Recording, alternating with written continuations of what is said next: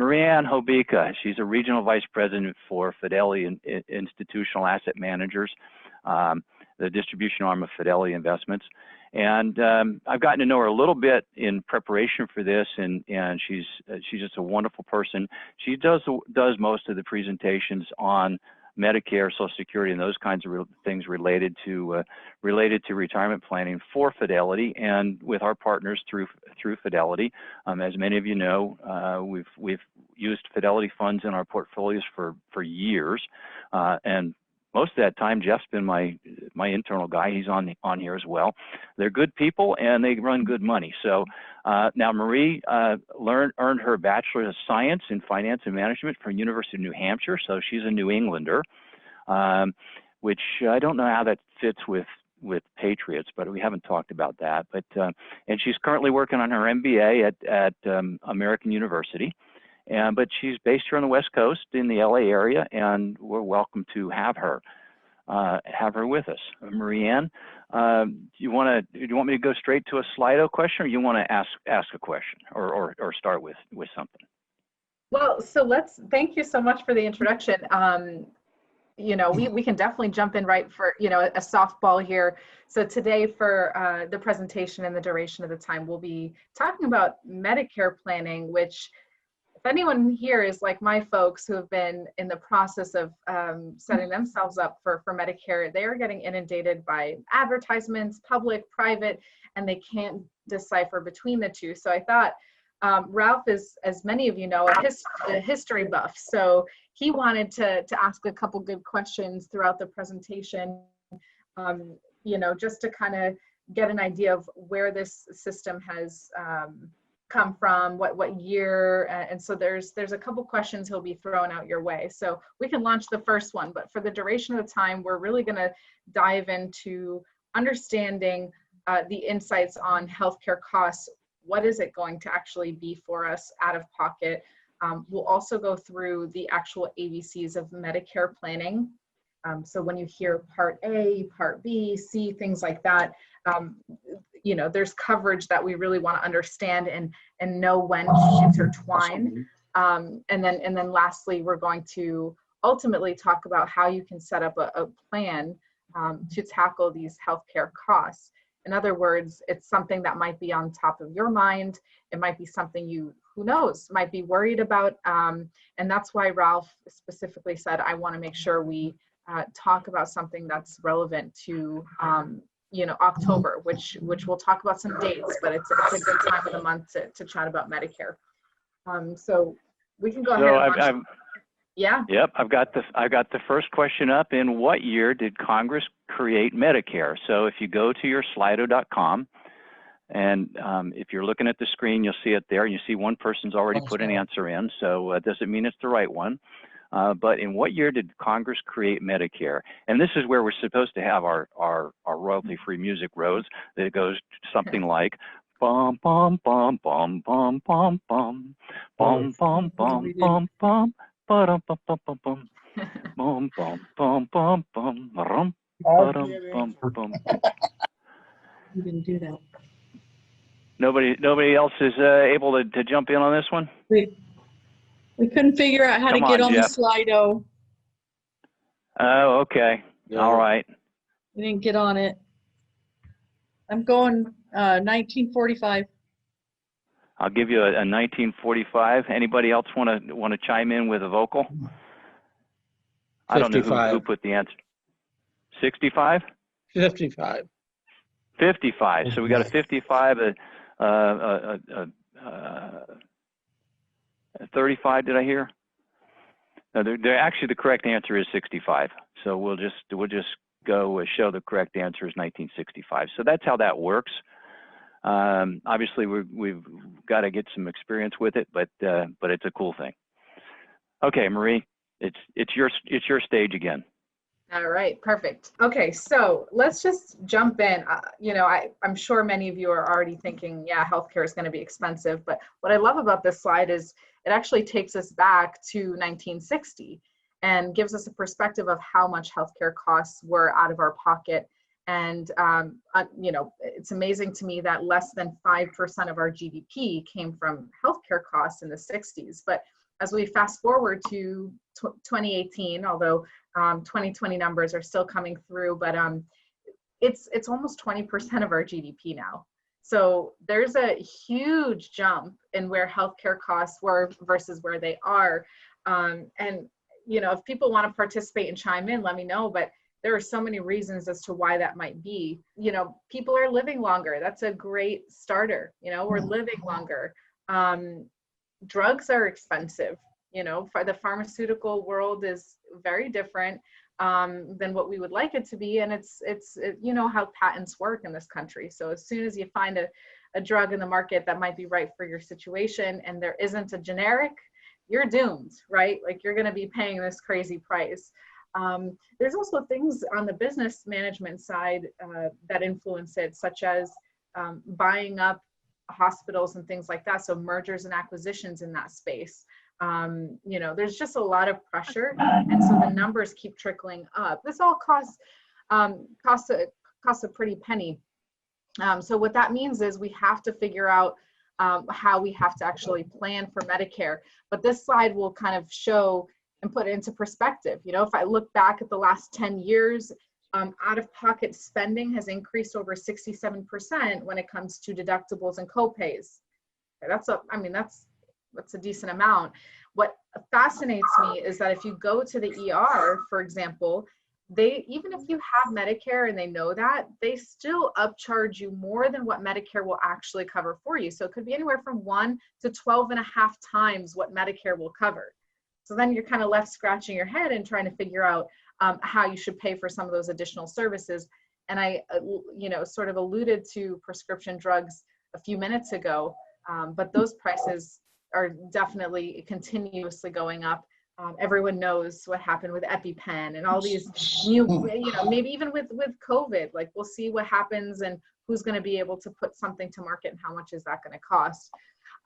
You know, so those are just conversations that impact the bottom line. So what is that bottom line? Well, Fidelity has been presenting and has been researching on healthcare costs in retirement for over a decade and a half. And one of our biggest annual research papers is on this particular topic. And what we found from the very beginning of when we started healthcare planning discussions at Fidelity, we had estimated for an average couple that's 60 years old, 65 years old, that's living 20 years into retirement, that they would kind of have to put aside $120,000 for healthcare. The reality is today, that number has, I mean, it's definitely grown double the pace of inflation, but it's 300,000, just shy of 300,000 for that couple. That's a lot. So if you break down the 300,000 by, let's say, 2 people, because we're a couple, you got 150 per person, 20 years. So you're looking at around $7,500 every year for you to have healthcare coverage. The reality is most people don't realize this, they underestimate it. And I think that comes from a lot of different avenues. Sometimes we've been paying for healthcare out of our paychecks and we just, you know, we haven't really been calculating it proactively. But once we hit retirement, that's when that number starts to add up. But Fidelity, part of the research, Fidelity had surveyed and asked several folks, just like yourselves, like, hey, how much do you think it's going to cost you for healthcare? Now, a third of our respondents just didn't know. They said, I don't have a number for you. I have no idea. But when we said, please, you know, out of the pre-retirees that we asked, give us a number, give me something that we can latch onto and understand where your estimates are and where reality is. And about half of our respondents, like you, my parents, half of us said $100,000 or less. So $100,000, and then I see $300,000 in my mind is a little bit troubled because I want to make sure everybody feels confident with tackling healthcare spending. So I know Ralph is really great at that. So if we break down the actual $300,000, you'll see on the left-hand side, there's a dark blue shade that basically says, hey, you're paying about 40% of that 280, that 300,000 is going to cost sharing provisions like our copays and things like that. About another 40% goes to our B&D premiums, which I will touch on. And then of course, drugs. At the end of the day, we've got 20% of that 300K that comes from out-of-pocket drug costs. So what I do want to emphasize on this slide, and that sometimes we forget about, is that this does not include long-term care. It doesn't include vision. It doesn't include dental. So there are some extra costs out there that we didn't even add to the 300,000.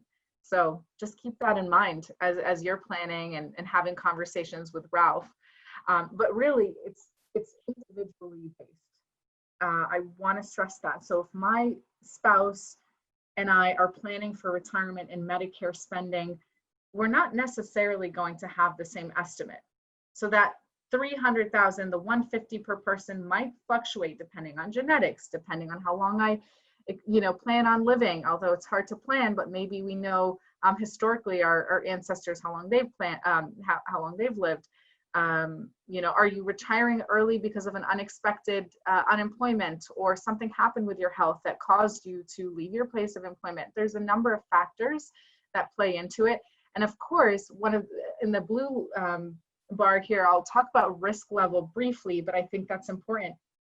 There is a solution, and there is a solid level of coverage when it comes to Medicare planning, but you're going to pay a price for it. So then we ask the question, how much level of risk are you willing to take? Do you want to save on the short end because you don't want to pay premiums? And that might be nice, but if something happens, are you ready to take on that extra risk that might cause you to pay a much higher amount out of pocket? So these are the things we want to weigh in when we're deciding what plan works for us. So for the remainder of the presentation, I'm just going to go through the ABCs on Medicare. We'll talk about how you can estimate your costs at home, maybe do a little homework.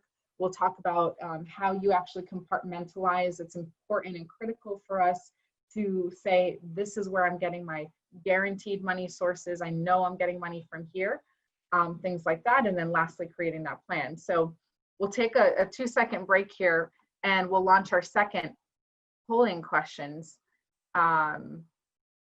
If you want to share that, Ralph. Okay, so this one, we've never tried a word cloud on this before, so we're going to see if this works. Okay, so which president signed the bill creating Medicare? And all you do is you type it in there. Does anybody else want to plug in anything? Not getting anybody else to type them in. We figured that this would be an interesting one, but it was indeed Johnson. If you knew it was 65 and you know your presidential histories, you probably know that Lyndon Johnson's the one that signed the bill. So I'm going to stop sharing. So Marie-Anne, you should be able to take control again. Perfect. So that's a perfect segue into kind of talking about what was signed into office and what was added later. But so essentially you have original Medicare, which was thanks to President Johnson. He had signed that back in 1965. That's Part A and B. That's our original Medicare. When you hear someone say, hey, do you just want like classic Medicare, original Medicare? That's what we're thinking about, Part A and Part B. Now, a lot of times, most folks will say that's just not enough coverage for me, and I need additional supplemental plans. I need a drug plan, things like that. So they'll add Part D. It's optional, but they'll add it to their original Medicare, and they will also consider adding a Medigap plan or a Medicare supplemental insurance plan. Key thing to note here, once you have decided to use original Medicare and you choose a Medigap plan, that's great. You do not purchase into a Part C plan, which is a completely separate thing, which is your Medicare Advantage plan. And this is a common misconception. A lot of folks will enroll, let's say, in Part C, which is original, and which is the Advantage plan that I'll talk about. And then they'll also try to buy a Medigap plan. You either choose one or the other. So I can have Medigap, or I can have an Advantage plan. What are the Advantage plans? We'll talk about, but just think about that as an all-inclusive sort of plan, all-in-one bundled plan that you would have purchased with A, B, D, Medigap, but instead they say it's a privatized company that says buy our plans. They're low premiums. You'll get these extra benefits, and a lot of folks will apply for those. If you want to know what people do in the States, those that are enrolled in Medicare, 65% of them tend to use original Medicare, and they'll add the Medigap policy. The rest of the states, like 35 or so percent, choose a Part C plan, that Advantage plan. We'll talk about the pros and cons of each, and hopefully that will help you when you're making your decisions, or maybe even changing if you're already currently enrolled in Medicare. So Part A is part of the reason why we also underestimate healthcare costs in retirement, because we know it's premium free. So we're thinking, Medicare is free. It's premium free. But what that means is, if I use it for whatever reason, if I go to the hospital as an inpatient, I will have to pay based off of the amount of time I'm in the hospital. So you'll see that highlighted on this slide. But let me define what Part A is. It is purely inpatient services, skilled nursing facilities. That's all you got to know. It's essentially your hospital insurance. So if I go to the hospital, I trip, fall, whatever happens, I go to the ER, I go to the hospital, and I ask them what's going on, it's going to be $1,408 as a deductible just for showing up. Let's say this, fall was a lot worse than I expected, and I stayed in the hospital for 3 months. Again, this is unusual circumstances, so I'm just giving you an extreme just to kind of illustrate the numbers here. But if I were to go for 3 months, you'll notice that I have to pay a per day copayment for every day between 61 to 90 days. And then when I get to 91 days to 150, there's another day copayment I have to pay for each day beyond that 91 mark. And then ultimately, most importantly, is if I'm in the hospital for over 150 days, I am now responsible for all costs. Every single last penny of whatever bill is coming my way, it's on me. And that's where people get really, they get hit unexpectedly with Medicare expenditures. They're extenuating circumstances. I wouldn't necessarily say that that's happening often, so that would be misleading. But if it does happen, that's when it really takes us by surprise. There's no max out of pocket here that you could be spending. With Part B, there is a premium, and they're going to tack it on every month depending on how much you made 2 years before. So Part B is just your basic medical insurance. Think B for basic. It's very easy to remember that way. But what I mean by that is it's, I'm going for my annual visit. I am getting some lab work done. I'm getting some diagnostics, maybe physical therapy, whatever the, your medical insurance should have, should include. It kind of falls into this bucket. And you're paying something, like I said, based off of your income from 2 years prior. So that premium most of the time is around $145 for your average American that's making less than $175,000 or less, right? So most of us kind of fall into that 145 bucket. These premiums go up every year, so keep that in mind. Remember, healthcare costs are certainly jumping up very quickly, so these will go up. The second component you want to pay attention to is our deductible. So there's an annual deductible. It's only $198. So most people, it's like, they pay the $198, not a huge deal, but where they get, caught up and where we forget a lot of times the impact of the coinsurance is 20%. So if the coinsurance is 20%, that essentially means that if I have a bill for $50,000, I am responsible for 20% of that $50,000 bill. So 20% of that $50,000 bill is, of course, $10,000. Is that a realistic number? Yeah. I mean, think about your family or friends that have had knee surgeries. Those are easily, they add up to 50 between the physical therapy, between your the labor, between the actual surgery, the cost, all of that kind of encompasses the 50,000. So if you know anyone that has to go through that, or if you're thinking about getting a knee replacement, as one quick example, think about that 20% coinsurance if you just opt into Part A and B. Now, A and B are both leaving you at unlimited risk. And what I say when I say that, I'm really saying that 20% There's no max out of pocket. It doesn't cap it, say, oh, you know, Marie-Anne, you've paid $10,000 out of pocket this year. You don't have to do anything else. I could be paying bills on bills on bills if I don't have the adequate coverage, and if I haven't done my research prior. So we do have a question in the Slido Q&A, and it's just a clarification, I think. It reads, did you say that Part C plans are private, all-encompassing plans?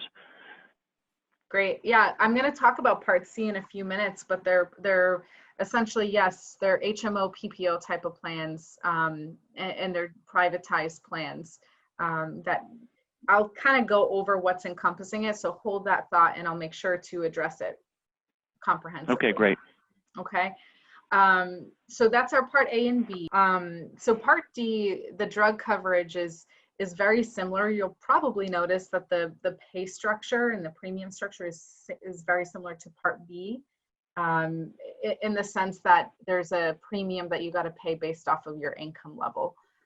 So obviously these plans are a lot less than what we had for Part B, but I think what's interesting with your drug coverage is really, let me take, here we go, is really this particular slide. So our drug coverage isn't just, hey, you've got a plan and you have access to all these drugs. There's deductibles, there's coverage, there's gaps, and it kind of gets complicated. So what I want you to do is not really focus on all the numbers on this slide, because I think it's heavy, it's dense on numbers, but I'll give you a couple numbers I think are critical. There's a deductible in the beginning as you're using prescription drugs that you are 100% responsible for. It goes up to about $435. Now, when you go throughout this slide, you'll see the original sort of initial coverage is paid for at 75%, and then you have 25% on you know, that should come from your paycheck. Then we get to what's called the donut hole. You know, I'm sure many of you have heard of the donut hole, and it's luckily it's kind of shrinking. You know, over the last several years, they've been sort of shrinking that, but basically there's a gap in coverage where Medicare is no longer taking the bill off of your plate. They're saying, hey, you've got to pay 25% of generic or brand name, you know, costs. So the number I want you to focus on before we get to catastrophic coverage, which is our very last slide here, very last column. It's catastrophic coverage is essentially where you have to pay 5% and Medicare pays the rest, okay? But before we get there, from the deductible to your initial through the donut hole, you're gonna be paying, if you use, of course, if you use all, you know, you need that coverage, it would be maximum $6,300 out of your pocket until you get to catastrophic coverage. So and that's a 2020 number. I want to be clear. So last year, if I did the same presentation, I wasn't talking about 6,300. I was talking about 5,100. So look at between last year and this year, the out-of-pocket spending on drug costs went up $1,200, right? So it's a tough thing to kind of think about if you don't have the right coverage. But what happens if I get to catastrophic coverage? Is that realistic? Marie-Anne, you're talking about an extenuating circumstance. Well, you know, I'll share a quick story. There was someone I knew who was healthy, you know, ran triathlons, you know, never smoked a day in his life, etc. And one day he gets a call from his doctor. Doctor says, come into my office, we got to chat. He gets diagnosed with stage 4 lung cancer.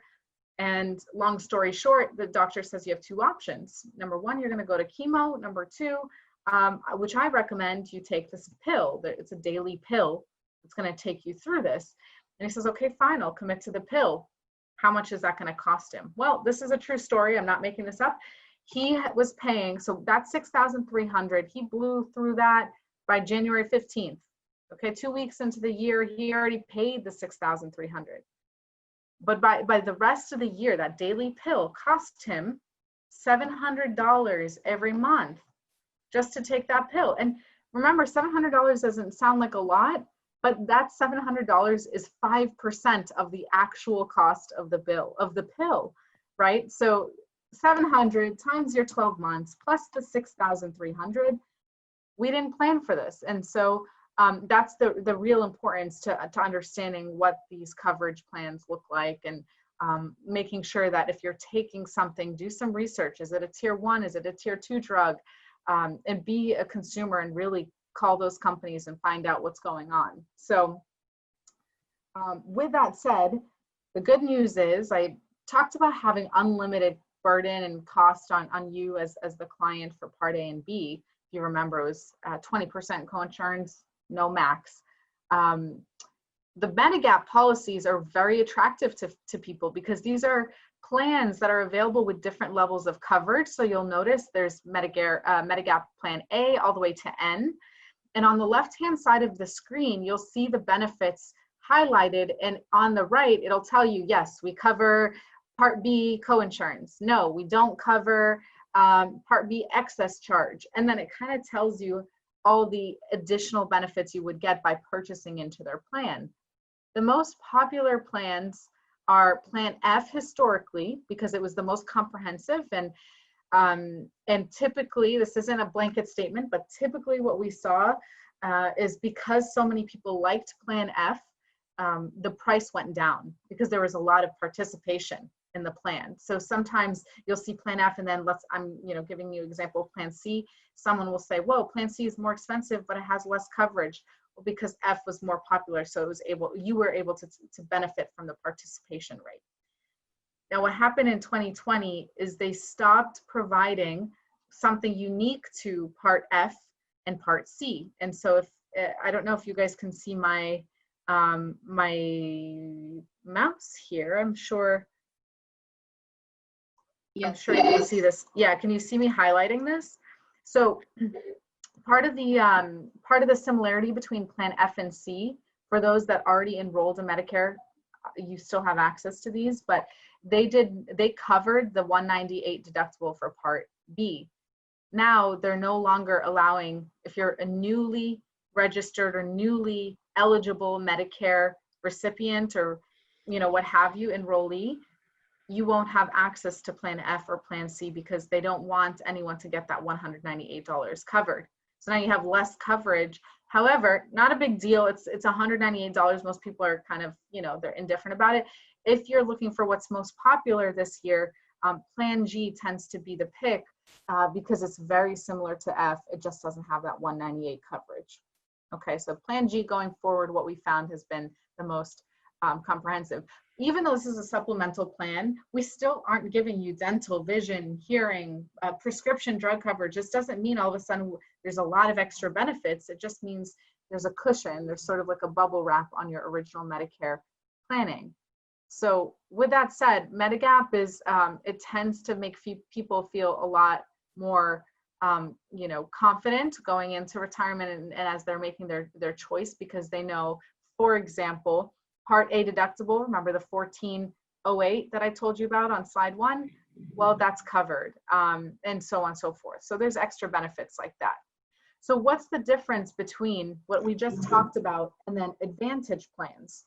The Advantage plans, I'll go back here, are a lot more comprehensive at first glance. So the benefits with the Advantage plans and why people will use them is because they're lower in premiums up front. They get you additional coverage, like your hearing, dental, vision. Sometimes your drug costs are covered. So as you're looking at it from a 1,000-foot overview, you're kind of like, wow, this is good. I like this. And they're giving you, a credit for going to the gym. Perfect. I love it. And what we found is that a lot of folks will choose that, and then a year, 3 years, 5 years down the road, they end up requiring a specific doctor, or they might move, or they might, whatever the case may be for them. And what happens is if they need to see that specific doctor for their case, unfortunately, the doctor doesn't take an Advantage plan. That's where we run into issues. So as we get older, naturally, just like a well-oiled machine, we need more care. We need to go to the mechanic more. We need to, check in with a doctor, even if we're as healthy as a stallion, we still have to go. And the more you use coverage, it actually gets pretty pricey with Part C. Not for everyone. It still makes sense for some folks. So I'm not trying to steer you one way or the other, but it's definitely something to think about. The second thing I want to mention with Part C is if you enroll in Part C one day and you decide, hey, it's getting pricey, it's not covering what I thought it was going to cover, I need to switch to original Medicare and get a Medigap policy. If you've had the plan over 12 months, the Medigap companies can actually underwrite you for your own medical history. So in other words, they might say, show me your records. I want to see if you were diagnosed with something during these years that you weren't with us.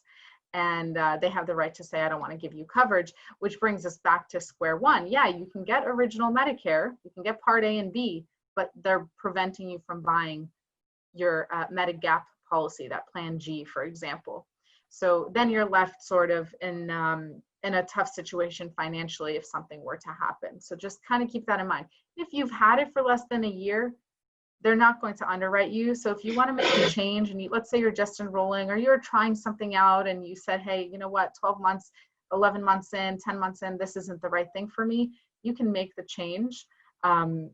They won't deny you coverage. So that's good news. If you're new to Medicare, let's say you're 65, what I'm hearing is if you choose to go on an Advantage plan at age 65, and at age 75, you no longer can, the plans that you're on, the Advantage plans that you're on are no longer suitable to you. You might not be able to get a Medigap plan? Correct. Yeah. Okay. Yep, they can completely say no. They can't deny you from the government's, Part A and B. The government's, that's part of the program. But yeah, the supplemental companies like Aetna, United, they can say, show me the proof that you're not going to be a liability for me. We don't want you to be an extra liability. And they say, yeah, we're not willing to take on this extra risk. And they'll deny you coverage. But it doesn't work the other way around. So if a 65-year-old says, okay, I'm going to go on Medigap, which doesn't give you quite as much, some of the bells and whistles you might want, you can never be denied Medigap coverage, even no matter what happens to you. Is that correct? So if you're adding Medigap, when you're enrolling in Medigap initially, there is no underwriting process. Okay. It's a lot easier to go from Medigap to Part C, the Advantage plans, and Advantage won't deny you because they're excited to have you because, it's low premium, but then they make a decent amount of money when people start using their plans unexpectedly. So they're kind of comfortable, right? It's just the way they hedge their bets. That's how the insurance companies had, the two of them had sort of set what up would their be an structure. example of a reason you couldn't, that you wanted to get off of an Advantage plan? Great question. So if I'm on an Advantage plan, let's say I need to see a specialist, a lot of what the disadvantage with the Advantage plan, the Part C plans is the disadvantage with Advantage plans. That's a tongue twister. That's a tongue twister. Yes, it is. The disadvantages of Part C, we'll say that, is you're limited in terms of doctor access and geography. So if you're, I'm a New Englander, you just mentioned it in the beginning, we're snowbirds. So we live in, Boston area for half the year, then we go to Orlando the other half of the year. And for those snowbirds, they might not necessarily have, the doctor down in Orlando might not take Part C. They can't, not every doctor does. And if they're seeing a specialist, that might be an issue. So if you're moving around a lot, or if you get diagnosed with something, and then all of a sudden you need to see a specific doctor and they won't, that's the kind of stuff that happens more often than not. If you're flexible, it usually works out until something happens. I, knock on wood, don't want anything to happen. But the way I look at, insurance, especially medical insurance, is that I don't want to go to the doctor. No one likes going to the doctor. It's dreadful. But I need coverage in case I do go to the doctor, and I want to be glad I had the right amount of coverage, right? You don't want to use it, but if you do use it, I want it to work. That's sort of the idea behind it. So that's why considering some of these questions that I've posted here in front of you, like, hey, do I want additional coverage, dental, hearing, vision, that's not covered by Medicare? You know, this is such a small example. Some folks go, you know, they like to travel abroad for in their retirement, and you know, sometimes it's cheaper for people to go to Costa Rica and go to the dentist versus here. So there's people play around that, but you want to think about it. Do I want it to be covered? Is it important for me to see a particular doctor? We kind of discussed.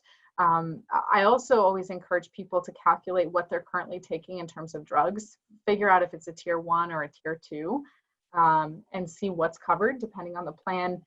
They're not always covered at the extent that you want them to be. You know, flexibility in terms of doctors, and then of course, am I ready? Am I protected if something unexpected happens? And that's sort of my that's the biggest thing that we, you know, everyone knows someone that got unexpectedly diagnosed with something or has an issue, or think about someone with Alzheimer's. I mean, that stuff is important to plan for. So really easy way to do this, and this is a quick example and a hypothetical just to kind of, you know, funnel through what we talked about today. You can come up with, you know, break down your part A, B, D, and G premiums, and just figure out how much it's going to cost you, and then do that with your spouse or whomever you're planning with.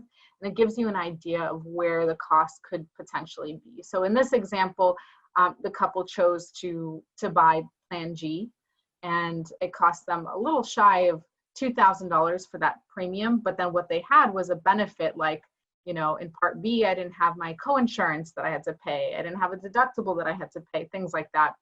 In this example, they were paying around $13,000 per year per couple. They can multiply that over how many years you think you're gonna, you know, be living until 85, 95, whatever the case may be.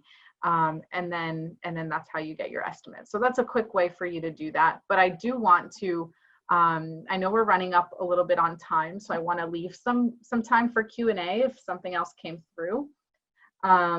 But the way I always remind people to kind of compartmentalize and think about, this is the stuff Ralph and I talk about, and Jeff and Ralph talk, you know, think about, where am I getting my guaranteed money coming from? Is it coming from a pension, Social Security check, an annuity? Those kind of things need to be bucketed together. And then that's how I can say, okay, now I know I'm getting X amount of dollars every month, and I can pay using that money to something I know is going to be a guaranteed expense for me, an essential expense, in other words. So when I say that, I really mean food, shelter, clothing, and then of course your healthcare spending. So what we talked about today. So once you kind of do that, you can go ahead and look at some of those other income sources, like your 401k, your IRA money, things like that.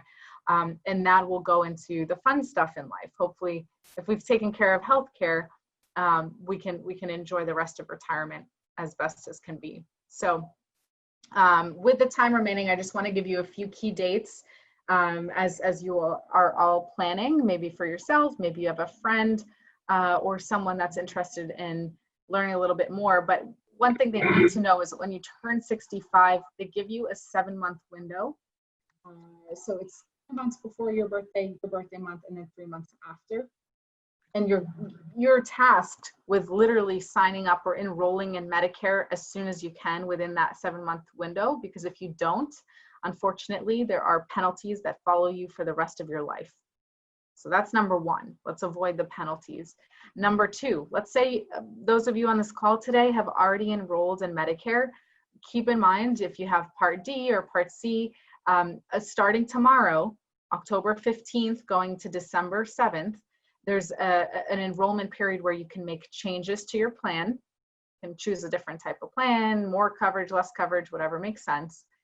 And those are some key dates that you want to keep in mind. So, and then lastly, if you are still working, I don't know if anybody in this audience would fall under this category, or maybe you know someone that does. So I'll kind of briefly touch on it. If you're still working, there's a big question about, hey, do I enroll in Medicare?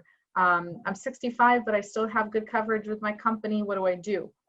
All I'd say is that it really depends on how big that company is. So if my company is less than 20 employees, you're going to want to enroll in Medicare Part A and B. It's going to become your primary coverage. And then whatever your company gives you is additional. It's kind of secondary. If your company is bigger than 20, so if you work at LPL, if you work at Fidelity, if you work for any of these companies, right? So if that's the case, then it really is not important for you to enroll in Medicare immediately because you have good coverage. And so you don't have to talk to Medicare, you don't have to work with them or anything like that. But as soon as you leave your place of employment, make sure you reach out and you enroll in Medicare. That's going to be really important.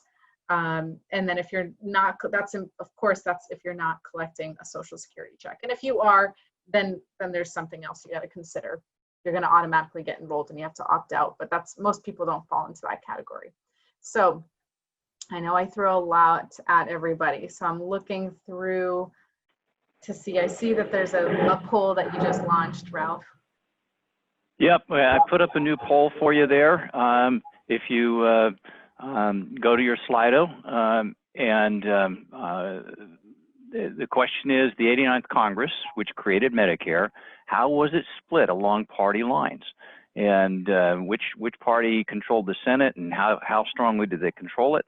And then which party controlled the House, and how long and how strongly did they hold it? So we've got one answer in. So Marie, while they're playing around with that a little bit, I've been told, or you said something, if you work for a less than 20 employer of less than 20 people, if that's is it mandatory that you apply for Medicare at age 65 if you're self-employed or in one of those scenarios, or is it just recommended? Yeah, if you want to avoid the penalties, you're going to want to do that if it's less than 20. Okay, so there's actually penalties. There's penalties in place if you're self-employed or you work for a company with less than 20 employees. There is a penalty in place if you do not so apply. Is that correct? Correct. Yep. Okay, and you don't know what those penalties might be, I presume. They're 10% on the month. So anytime that premium jumps up, so $145, let's say, was this year's for Part B, there's a 10% premium that follows. 5 years down the road, that 145 might not be 145, it might be 200. And if it's 200, that 10% is going to be charged on the 200. So the penalty follows you throughout life. Yeah. So I will say that this one you didn't do so well on. We got 5 answers, and the correct answers were the Senate had a supermajority, or the Democrats had supermajorities in both the House and the Senate. They had over 6. In fact, they had 2/3 of the Senate and 2/3 of the House, roughly, when this was passed, and you had a Democrat in the White House. So whatever they wanted to do, they were able to do, and that's how this got put through. So there you go. Yeah, nobody figured that the House was controlled by a Democratic supermajority, but the Democrats during the 60s really had some pretty strong control of government. I'll go back to you, Marie-Anne. Yeah, I mean, those are my prepared remarks, and I was watching to see if there were questions that came through. So if folks have any last minute questions, I'll hang out for another minute or so. But my last closing comment is, Medicare planning and spending and things like that really unexpectedly can hit us. So huge kudos to everybody for saying, hey, I want to spend, an hour or so in this particular video to kind of learn more about it, because, I just think there's an undereducation on Medicare out there. So hopefully, best of luck to everybody. Hopefully this was helpful. And if you have questions, let me jump in on that. If you have any questions, we have a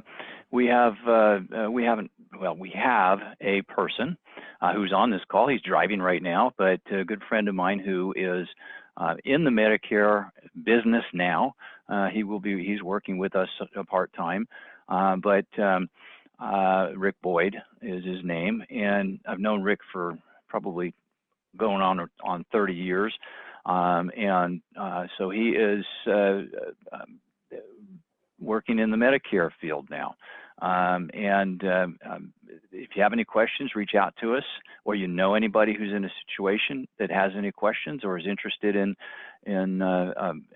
talking to somebody that can actually help get them enrolled in one of these plans, because that's the issue. You've got to get enrolled in a plan. So we have somebody available for you through Enduring Wealth Advisors that can help you get dialed in on that.